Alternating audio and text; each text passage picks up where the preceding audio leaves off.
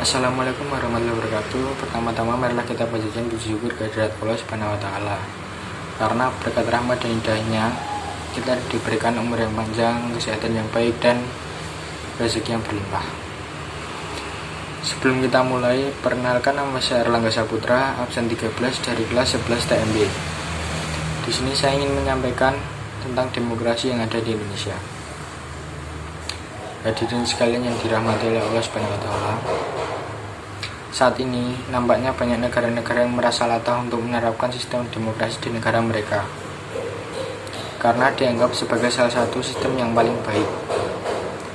Karena dalam demokrasi pemerintahan yang tertinggi berada di tangan rakyat, sehingga diharapkan semua aspek dalam masyarakat juga memiliki hak untuk turut membangun bangsa, dan bukan hanya sebatas dari para penguasa saja. Namun nampaknya dengan berjalannya waktu, makna demokrasi yang secara hakiki juga sepertinya mengalami perubahan. Demikian juga Indonesia. Bangsa kita ini juga turut dalam menerapkan sistem demokrasi. Di Indonesia sendiri penerapan sistem demokrasi telah dimulai diterapkan sejak awal kemerdekaan. Tentunya diharapkan demokrasi yang telah diterapkan di Indonesia harus sejalan dengan nilai-nilai Pancasila dan karakter bangsa Indonesia. Namun, nampaknya apa yang diinginkan dan diharapkan awal ketika mulai merdeka tersebut nampaknya tak benar-benar dijalankan dengan sungguh-sungguh.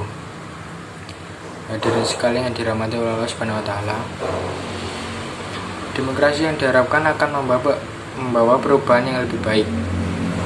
Akan tetapi malah memberikan kesengsaraan bagi rakyat, sehingga pada akhirnya muncullah berbagai penolakan dari berbagai aspek masyarakat.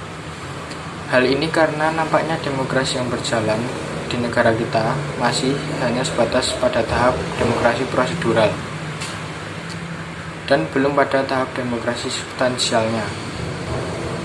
Dan tentunya catatan-catatan buruk dalam sistem demokrasi yang ada di negara kita ini harus perlahan-lahan mulai dibenahi dan mulai dicarikan solusinya. Sehingga banyak persoalan-persoalan yang muncul akibat dari adanya sistem demokrasi ini harus segera diperbaiki, bahkan kemudian harus digugat. Tak hanya itu saja, kita sebagai bangsa yang besar tentunya juga harus memulai untuk belajar untuk menemukan konsep demokrasi yang benar-benar ideal untuk bangsa kita, sehingga nantinya tidak akan ada lagi yang namanya penolakan-penolakan terhadap jalannya sistem demokrasi itu sendiri. Dan juga diharapkan demokrasi tersebut dapat berjalan dengan sesuai semestinya dan sesuai dengan tujuannya yang benar. Hadirin sekalian yang berbahagia dan dirahmati oleh Allah Subhanahu wa taala. Kiranya cukup saya sampaikan. Apabila terdapat kata-kata yang kurang berkenan, saya mohon maaf. Wabillahi taufiq wal hidayah. Wassalamualaikum warahmatullahi wabarakatuh.